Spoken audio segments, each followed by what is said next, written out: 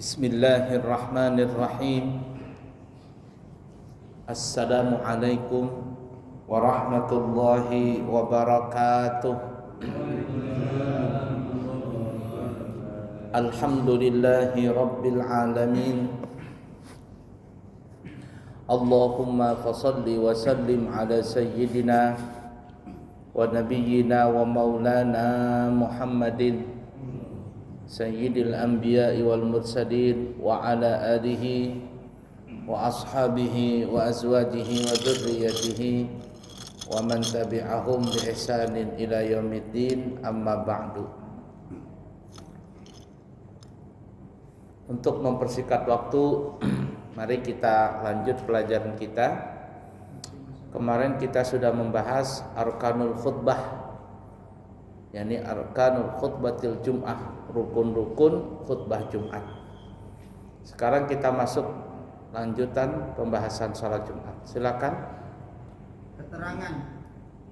Imam Nawawi berpendapat bahwa membaca segala rukun-rukun khutbah secara tertib itu hukumnya adalah sunnah.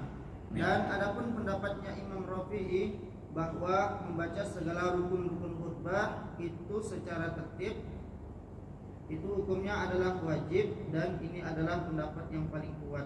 Baik.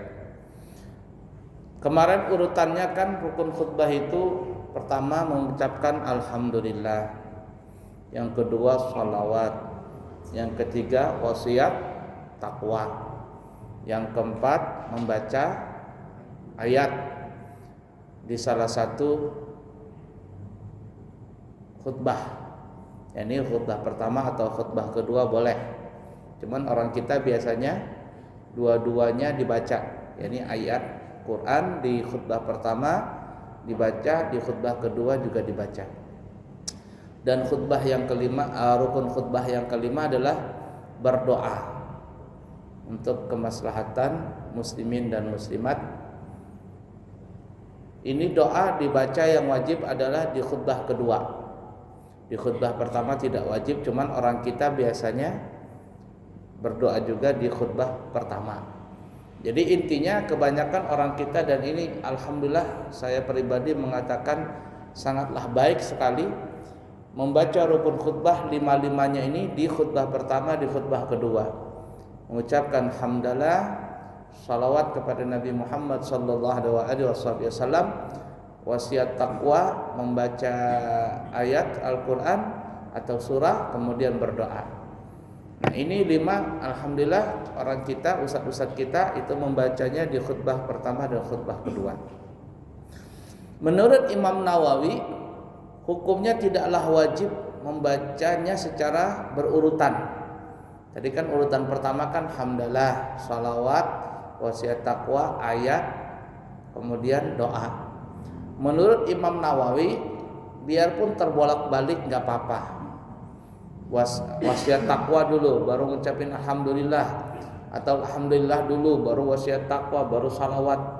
Itu menurut Imam Nawawi hukum khutbahnya sah-sah saja. Ini sunnah. Tapi menurut Imam Rafi'i berurutan tertib rukun khutbah tadi, yakni hamdalah, salawat, wasiat takwa, ayat, kemudian doa. Ini menurut Imam Rafi hukumnya wajib. Dan kebanyakan guru-guru kita mengatakan inilah yang kedua, inilah yang diambil. Ya, inilah yang diambil sama orang-orang kita, guru-guru kita, membaca rukun khutbah itu secara berurutan. Bahkan guru-guru kita bukan hanya berurutan, tetapi harus muwalat, tidak boleh terputus lama. Kalau terputus lama begitu, ini bisa membatalkan khutbahnya katanya. Jadi umpama nih ya, ada orang baca ini cuman baca hamdalah kemudian salawat, tidak ada wasiat takwa, bisa ceramah begitu. Sudah berjalan 10 menit baru ujungnya ada wasiat takwa. Sebagian orang-orang kita ada yang ekstrim dengan masalah itu, artinya mengatakan itu nggak boleh. Ya, nah, tapi ala kulli hal, yang penting adalah semuanya terbaca. Nah, jadi siapa tahu nanti umpama kita menjadi pendengar atau jadi makmum pada saat pelaksanaan salat Jumat, ada khatibnya terbolak-balik dia membaca rukun khutbah. Sudah biarkan sajalah, ya, ngambil pendapatnya Imam Nawawi. Asalkan terbaca lima-limanya. Kalau nggak ada baca sama sekali, ya, atau kurang salah satu rukun khutbah, nah ini baru kita perhitungkan. Ya, kita perhatikan alias salat khutbahnya tidak sah. Mudah dipaham kira-kira? Baik, lanjut. Khutbah yang disyariatkan ada 10. Baik, khutbah yang disyariatkan di dalam syariat kita Islam ada 10. Cuman yang wajib cuman satu nih ya, pendapat yang kuat cuman satu, yaitu khutbah Jumat. Sisanya khutbah itu yang lainnya ada hukumnya cuman sunnah saja. Itu menurut Imam Syafi'i. Tapi kalau menurut Imam Hanafi yang wajib itu ada 3 ya, Jumat, Idul Fitri dan Idul Adha. Mudah ya dipaham ya. Baik, kita mazhab Syafi'i, kita akan bahas di mazhab Syafi'i saja. Silakan. Khutbah yang pertama ya, 1 khutbah Jumat. Khutbah Jumat. 2 khutbah Idul Fitri. Idul Fitri. 3 khutbah Idul Adha. Idul Adha, stop dulu. Idul Fitri dan Idul Adha yang kita sebutkan tadi kan ya. Nah, jadi kenapa Idul Fitri Idul Adha ditaruh urutan kedua dan ketiga? Karena ulama yang lain seperti Hanafi mengatakan itu hukumnya adalah wajib dalam salat Id. Mesti ada wajib khutbah Idul Fitri dan Idul Adha. Tapi kita mazhab Syafi'i cuma satu yang wajib, yaitu khutbah Jumat. Sisanya sunnah semuanya. Artinya kalau ada orang salat hari raya, selesai salam, assalamualaikum, assalamualaikum, lalu dia pulang, banyak nggak habis salam pulang orang? Banyak, terutama ibu-ibu pulang duluan. Kenapa bu pulang duluan? Manasin gangan, manasin ketupat, manasin soto katanya. Padahal juga orang datang nanti langsung kalang kabut mau makan ya. Cuman ya alasan saja mau cepat-cepat pulang. Padahal jangan pulang dulu. Kenapa? Karena salah satu waktu mustajab itu adalah ya tadi di hari raya Idul Fitri Idul Adha, di waktu-waktunya itu. Sampai orang pulang itu waktu mustajab. Sayang kalau waktu mustajab seperti itu dibuang-buang sehingga kita tidak berdoa di waktu yang mustajab tadi. Baik, lanjut. 4 khutbah gerhana matahari. Gerhana matahari disebut namanya al-kusuf bil kaf kusuf, gerhana matahari. Ya. Lanjut. 5 khutbah gerhana bulan. Gerhana bulan al-khusuf ya. Lanjut. 6 khutbah salat istisqa. Istisqa minta hujan. 6. 7 khutbah di waktu haji. Nah, stop dulu. Jadi yang 1 sampai 6 ini hampir kita sering melakukannya. Artinya di seluruh dunia ada melakukan ini. Ya.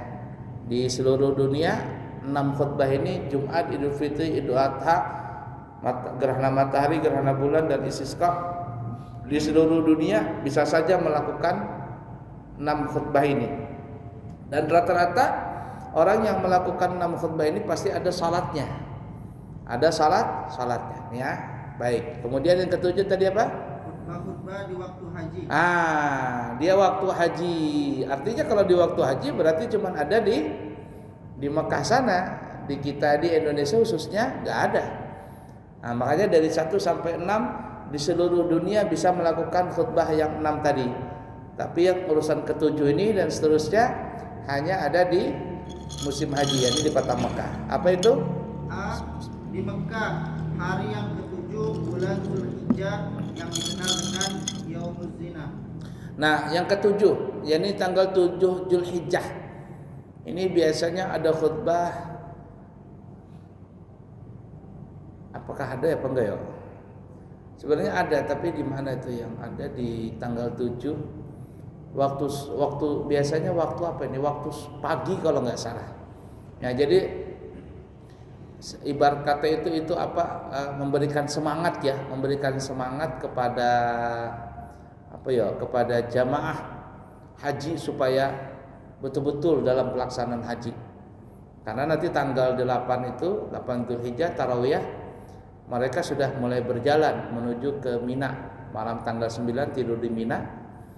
Kemudian tanggal 9-nya baru wukuf di Arafah. Jadi tanggal 7 ini Ada khutbah biasanya apa ya, pagi kalau nggak salah tuh ya, pagi di salat subuh atau waktu mau isyraq itu ya, ala kulli hal seperti itu. Ada khutbah untuk memberikan semangat bagi orang yang mau berhaji. Lanjut. B. Di Arafah ketika wukuf. Berarti 7, 8 sudah ya. Wukuf di Arafah, jelas ini ya. Waktu zuhur biasanya. Waktu pelaksanaan sholat zuhur, jamak takdim zuhur dengan asar, itu ada namanya khutbah di Arafah. Ya. Lanjut.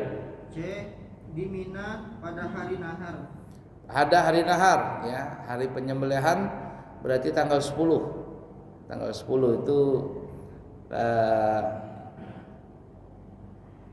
ba'da zuhur atau abada apa ya. Ala kulli hal ada di Mina itu. Kemudian D. Di Mina pada hari nafar awal. Nafar awal ini tanggal kedua, tanggal 12 Dzulhijjah. Ada juga itu pemberian semangat semua tuh ya, pemberian semangat. Cuman yang jelas yang sering dilakukan itu adalah khutbah di Arafah. Khutbah di Arafah ala kulli hal seperti itu. Nah, totalnya itu 10. Jadi yang ke-7 sampai ke-10 itu ada semuanya pada saat musim haji. Baik, lanjut. Syarat-syarat sah dua khutbah bagi khatib ada 12. Baik, stop dulu. Ada pertanyaan tadi sebelum lanjut? Gak ada ya? Nah, sekarang kita akan masuk syurutu sihatil khutbah, khutbatul Jum'ah. Syarat sahnya khutbah Jumat. Jadi kalau kita ingin berkhutbah Jumatnya dan supaya sah khutbahnya mesti memenuhi 12 syarat ini. Nah, jadi jangan asal-asal aja orang jadi khatib ini di hari Jumat. Ya, harus memenuhi syarat. Kalau syaratnya enggak sempurna, khutbah Jumatnya tidak sah, dan kalau khutbahnya tidak sah berarti Jumatnya tidak sah. Ya, jadi mesti kita tahu syarat-syaratnya ini. Jangan mentang-mentang cuman bisa berkhutbah saja ya. Banyak orang zaman sekarang kan cuman bisa pental ceramah begitu. Apalagi sekarang banyak buku-buku khutbah. Ya, baca. Harus sebenarnya mesti memenuhi syarat-syaratnya. Baik, kita lihat. Kita lanjut. 1. Laki-laki. Ya, laki-laki yang jadi khatib adalah mesti laki-laki, nggak boleh perempuan. Atau bencong asli. Tahu bencong asli? Bencong yang mempunyai 2 kelamin, khuntha muskil namanya. Mempunyai alat kelamin laki-laki dan perempuan. Ini tidak boleh jadi khatib, mesti laki-laki, nggak boleh perempuan. Kalau bencong jadi-jadian, tahu bencong jadi-jadian? Muka keibuan, kaki kesebelasan. Ya, kalau siang jadi susilo, kalau malam jadi susilawati. Nancy. Ada ini cerita lagi ya. Ada beberapa hari yang lalu itu saya lihat di media sosial ramai itu film bioskop namanya Siksa Neraka. Film bioskop Siksa Neraka, apakah masih tayang atau tidak wallah alam itu. Saya penasaran apa sih film ini kan, Siksa Neraka. Nah, kemudian saya lihat di YouTube, lihat alur ceritanya gitu kan ya. Oh, ternyata intinya film itu ada orang meninggal dunia kemudian disiksa di dalam neraka. Ya, disiksa di dalam neraka. Jadi ini sebenarnya film ini ambilan dari komik zaman dulu. Saya masih kecil, mungkin bapak-bapak juga yang masih kecil dulu tahun 80-an itu ada komik namanya komik apa ya? Neraka dan Surga itu. Apalagi kalau sudah masuk bulan Rajab, Isra Mi'raj, nah itu biasanya film komik itu tersebar di mana-mana. Ada yang digunting, dia punya lidah, ada yang dicucuk telinganya, ada yang macam-macam nih ya, digantung neraka macam-macam nih. Nah, diangkat dijadikan film bioskop. Nah, itu ngeri sekali film tadi. Ya, Siksa Neraka. Nah, saya melihat alur ceritanya saja di YouTube. Nah, waktu beberapa hari yang lalu kemudian saya masuklah di Facebook saya orang bencong nonton film itu. Siapa namanya? Nancy kah siapa namanya? nonton orang bencong ini, si bencong ini nonton film di bioskop siksa neraka. Keluar dari bioskop saya insaf, nggak mau lagi katanya, nggak mau jadi bencong katanya, nggak mau jadi bencong. Yang kameranya ketawa terus katanya. Jadi insaf iya katanya, insaf nggak mau lagi jadi bencong. Ngeri katanya, aku nggak mau disiksa di neraka. Nah kemarin itu masuk lagi video terbarunya, saya lihat di Facebook sudah gunting rambut, dia sudah pakai sarung, pakai kopiah, katanya. Sudah tobat dia, nggak mau lagi jadi bencong. Nah ini bencong yang begini ini sebenarnya kan laki-laki nih ya. Siapa tahu nanti ada penceramahnya begitu ya, model-model gemulai begitu jadi khatib ya sah-sah saja. Ada juga saya lihat di video itu, bukan video, di YouTube, Ustadz siapa namanya? Anwar Zahid ya, yang terkenal di mana tuh? Daerah Jawa. Bojonegoro. Anwar Zahid kan sering ke Balikpapan juga. Jadi waktu itu ada acara NU apa begitu. Nah, salah satunya di situ ada ustadz juga, ya level-level kiai ustadznya, sering ceramah, tapi gemulai sekali. Jadi Anwar Zahid ini, Kiai Anwar Zahid ini merosting lah bahasa kitanya zaman sekarang roastingnya. Jadi kiai gemulai ini di apa namanya dinasihatin lah bahasa kitanya sama Anwar Zahid ini. Saya lihat gitu siapa nih? Saya tulis di Facebook, di YouTube gitu, kiai bencong gitu ya. Keluar videonya. Betul-betul gemulai, dia megang mikrofon begini kan ya, duduknya kayak perempuan. Ya Allah, kalau dia ceramah tuh bedaknya Masya Allah. Bebedak begitu. Nanti ujung-ujungnya nyanyi dia. Ya Allah kata saya ini kan ya. Nah ini ada sih memang orang-orang seperti itu ada. Karena mungkin dia hormonnya mungkin ada kewanitaannya di situ. Nah, jadi kalau ada orang yang seperti itu nih ya, umpama dia memang dia ustadz tapi memang dia gemulai begitu kan ya, memang dia gemulai, mau gimana lagi sudah. Ya, gemulai. Biar digaras-garasin tetap aja dia gemulai itu. Saya punya santri dulu begitu juga, ada santri di pesantren saya. Pakai bedak, katanya apa? Kata saya, "Kamu apa itu?" Ribut anak-anak semua kan, akhirnya saya ambil bedaknya, saya ambil semuanya. Nggak boleh, kamu laki-laki, harus laki-laki. Ya, gemulai sekali. Kamu laki-laki, kenapa dia bisa gemulai? Ternyata kakak-kakaknya itu perempuan semua. Kakak-kakaknya perempuan, mungkin waktu kecil itu atau apa karena dengan kakak-kakaknya perempuan, akhirnya ya tadi serba jadi gaya perempuan. Itu nggak boleh ya. Jadi kalau kita punya anak laki-laki, bikin dia laki-laki itu, jangan dibikin gaya perempuan begitu. Nah, memang resikonya begitu kalau ada orang punya anak perempuan banyak, satunya laki-laki.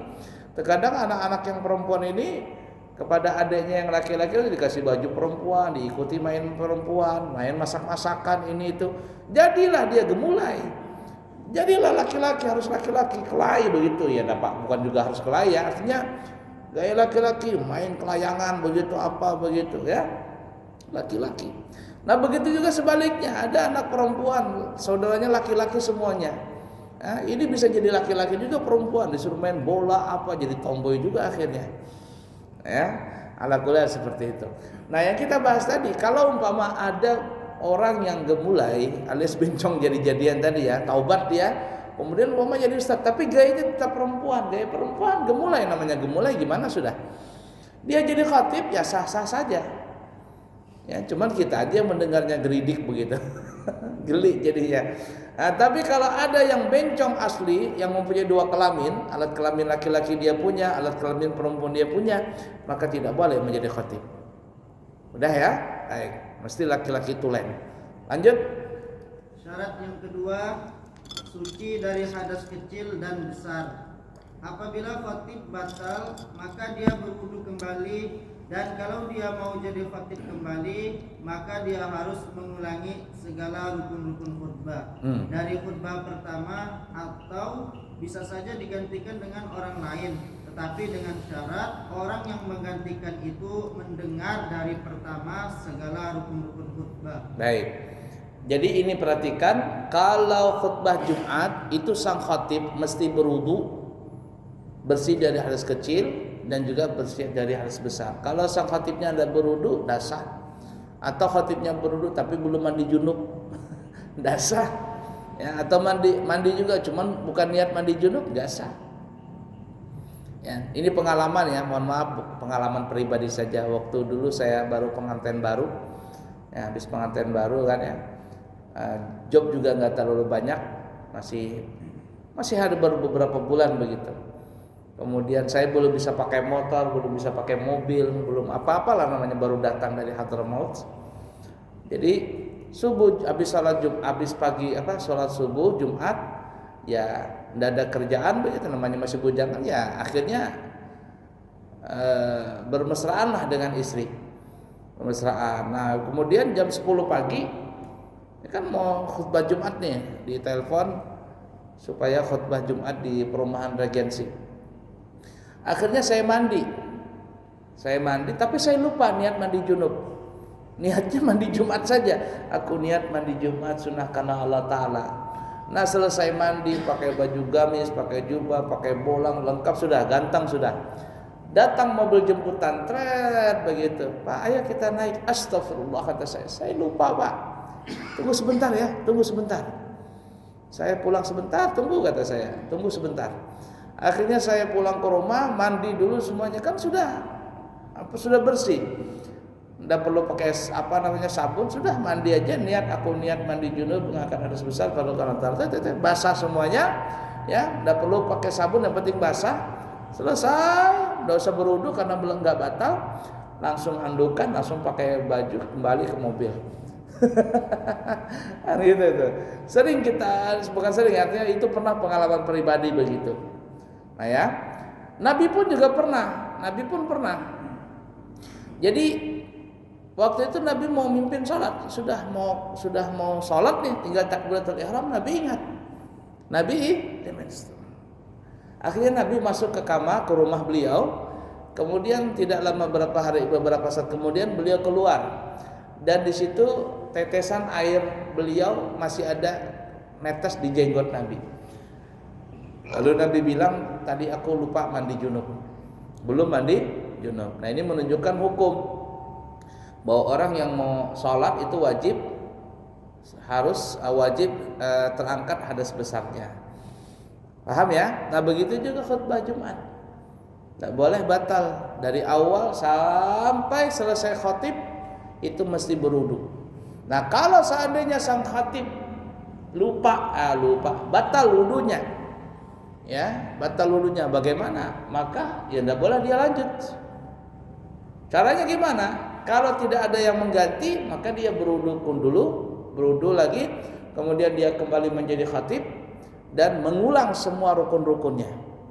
Karena kenapa mengulang? Karena seperti halnya sholat. Kalau orang batal wudunya, setelah kemudian dia berwudu, apakah kembali nyambung atau kembali sholat? Ngulang lagi. Ngulang kan ya? Nah begitu juga, ngulang dia khotibnya. Tidak perlu ceramahnya, yang diulang cuma rukun khutbahnya saja. Nah tapi kalau seandainya ada yang penggantinya, ya sudah, yang khatib keluar, yang penggantinya boleh naik, asalkan yang pengganti ini mengikuti sang khatib pertama. Artinya mengikuti, mendengar, memperhatikan, dan betul-betul mengetahui bahwa khatib pertama ini membaca seluruh rukun-rukunnya. Kalau seandainya dia mendengar semuanya, maka yang khatib kedua ini boleh melanjutkan khutbah sang khatib pertama tadi.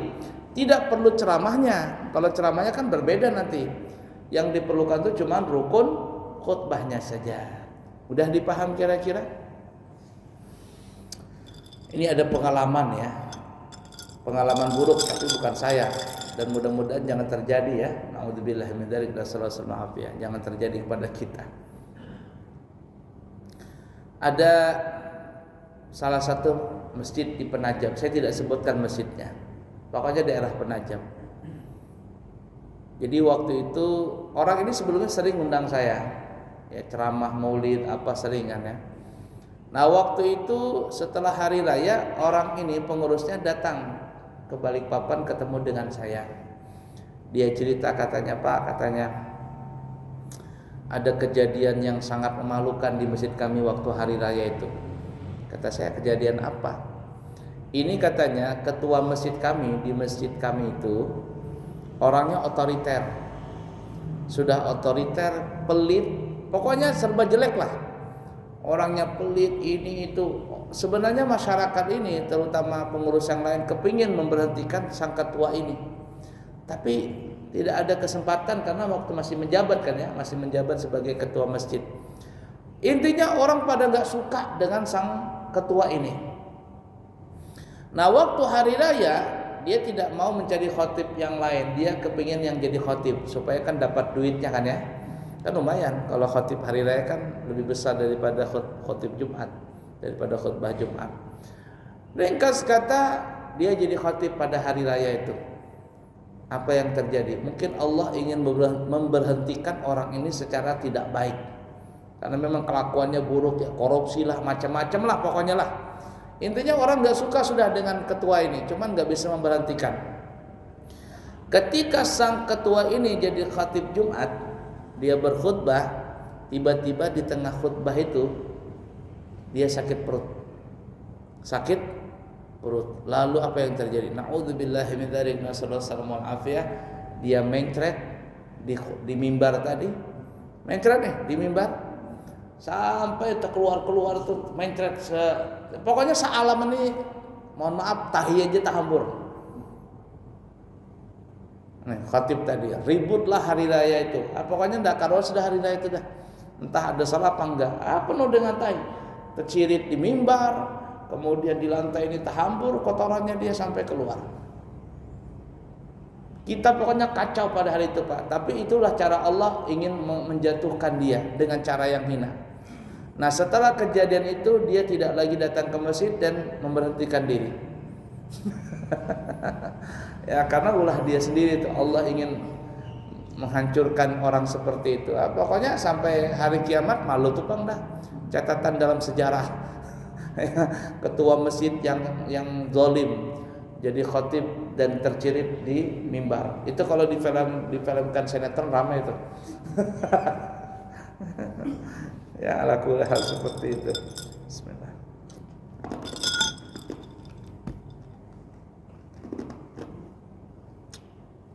Mudah ya dipaham tadi ya. Nah jadi harus berwudu. Kalau tidak berwudu atau dia batal wudunya, maka tidak sah khatibnya tadi, tidak sah khutbahnya tadi. Dan ini hanya khusus khutbah Jumat. Tapi khutbah yang lainnya nggak apa-apa. Selesai salat Id, sang khatib naik. Tiba-tiba ketika dia berkhutbah hari raya Idul Fitri atau Idul Adha, dia batal, dia kentut. Apakah khutbahnya sah? Sah. Apakah hari raya sah? Sah. Enggak apa-apa. Cuman yang kurang afdol saja. Tapi kalau dibilang sah, sah saja. Intinya syarat ini yang 12 ini yang kita akan sebutkan satu persatu. Ini hanya berlaku syarat bagi khatib di hari Jumat. Tapi khatib yang lain selain Jumat itu enggak apa-apa. Mudah ya dipaham ya?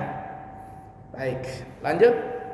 Syarat yang ketiga, suci di badan, pakaian, dan tempat dari segala najis. Ini penting nih ya. Pengurus masjid nih perhatikan ya. Kalau orang yang jadi khatib, maka bersih badannya, pakaiannya, dan tempat. Dari apa? Dari najis. Saya berapa kali ke Banjar, kemudian sering, bukan hanya satu masjid, tapi artinya ada beberapa masjid saya lihat dan sering seperti itu. Saya melihat mimbar di atas apa? Di atas mimbar itu ada kayak kelambu. Pernah lihat nggak kalau di Banjar? Di atas mimbar ini ada kelambu gitu. Ada kelambu. Saya pikir apa ini, mimbar keramat kah? Apakah? Orang Banjar kan biasanya gitu kalau ada keramat dikasih kain kuning lah atau apa begitu kan ya, dikasih bunga ya. Kalau ini tiang-tiang keramat, tiangnya dikasih bunga, dikasih kain kuning, mimbar. Pokoknya begitulah mitos-mitos kita itu terlalu kuat di daerah Banjar itu. Saya perhatikan kenapa di atas mimbar ini kok ada kayak macam kelambu, bukan kelambu tertutup, cuman kayak tenda gitu ya, berikat begitu. Apa maksudnya nih? Oh, ternyata di situ saya baru paham. Apa itu? Untuk menghindari mimbar ini jangan kejatuhan tahi cecak. Karena tahi cecak itu sering, nah itu. Ini coba perhatikan di atas mimbar ini. Ada nggak tahi cecaknya nih? Saya nggak tahu. Ya. Nah, permasalahannya nih, kalau sang khatib itu badannya bersih dari najis, pakaiannya bersih dari najis, tapi mimbarnya penuh dengan tahi cecak. Ketika khatib umpama, kan khatib itu sunnahnya kan pakai tongkat tangan kiri, tangan kanan ini memegang mimbar, tangan kanan memegang mimbar. Mimbar itu dipegang berkacang begini nah, ya itu sunnahnya. Cuman orang kita terkadang pakai teks, padahal tidak wajib pakai teks. Di sini banyak nggak khatib pakai teks? Masih banyak ya. Di Arab Barat itu tidak wajib ya. Nah sekarang kalau seandainya di atas ini ada tahi cecaknya nih, kemudian sang khatib memegang dia punya tiang ini dengan cara begini, nah, dipegang begini. Apa yang terjadi? Maka khatib ini dikatakan badannya kontak dengan mimbar yang bernajis di atas ini.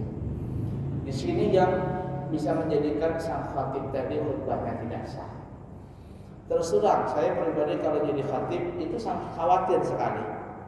Jadi kalau saya jadi khatib duduk di sini tapi memegang mimbar begini caranya, dari kaca begini tapi cuma begini saja, disentuh begini, nggak apa-apa. Yang nggak boleh itu kalau di kaca. Sama jadi kita kalau sholat di sejadah umpama, sejadah ini. Kalau umpama di bawah ini ada tahi cecaknya, ditutup pakai sejadah begini, nggak apa-apa. Atau kita sholat di ujungnya sini ada tahi cecaknya, asalkan badan kita tidak bersentuhan tidak apa-apa. Tapi kalau seandainya tahi cecaknya di sini kita pegang begini, kita angkat di sejadahnya, lihat begini, maka badan kita sudah nyambung dengan najis tadi. Paham kira-kira? Nah, jadi mimbar ini mesti perlu dibersihkan. Kalau gitu kadang di bawah tahi cecak banyak begitu ya.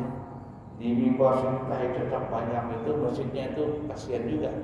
La yamutu wa la yahya, kurang bermutu karena kurang biaya masjidnya itu. Nah, ya.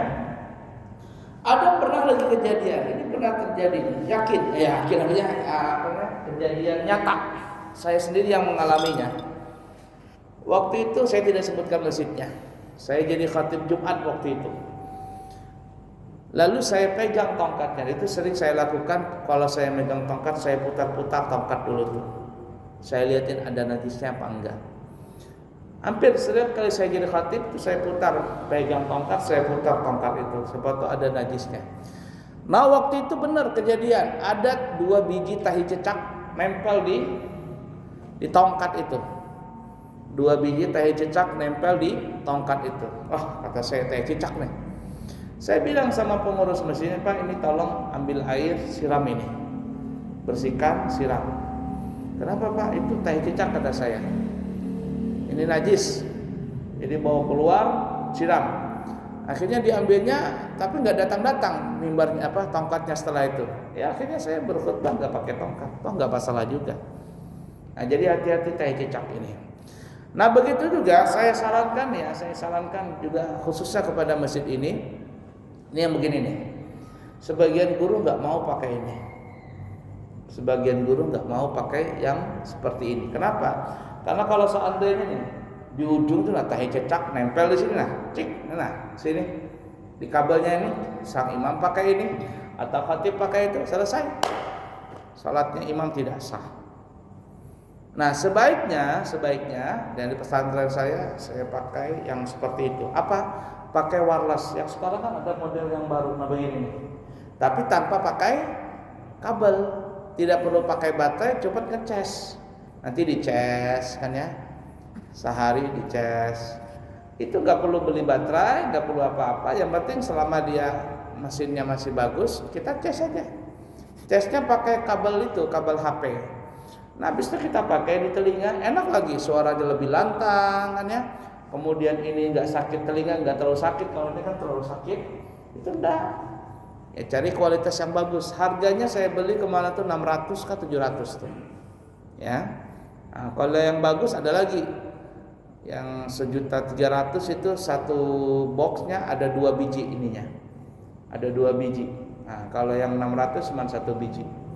Itu bagus seperti itu dan saya rasa ya sangat baik lah, sangat baik itu. Jadi kalau seandainya masjid ada uang, saya sarankan gantilah yang ini dengan yang mikrofon wireless yang tidak ada pakai kabel-kabelnya dan juga tidak ada baterai-baterainya, cuma ngecas saja. Paham ya? Ringan, sangat ringan sekali itu. Nah, jadi seperti itu. Nah, jadi yang ketiga, sang khatib mesti bersih dari bersih badan, pakaian dan tempat dari segala najis. Ya, baik.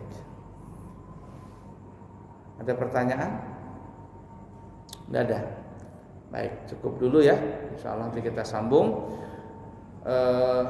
Besok saya insyaallah berangkat, pesawatnya jam 6 sore, mampir dulu ke Surabaya. Hari Kamis baru berangkat umroh. Jadi insyaallah 2 minggu akan datang kayaknya, wallah alam bisa atau tidak ya, karena saya kembali itu tanggal 9 atau tanggal 10 nanti perkiraan. Ya intinya kalau saya sudah datang kita pengajian, kalau enggak ada datang berarti belum pengajian ya. Ya, jadi mungkin seperti itu.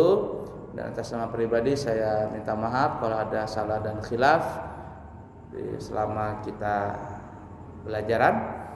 Dan juga mohon didoakan supaya kami selamat berangkat sampai kembali ke tanah air dengan mendapatkan umrah mabrur. Dan kami juga mendoakan kepada para jamaah yang belum berangkat haji atau berangkat umrah, mudah-mudahan segera berangkat dijadikan tamu Allah Subhanahu wa taala di waktu yang lain.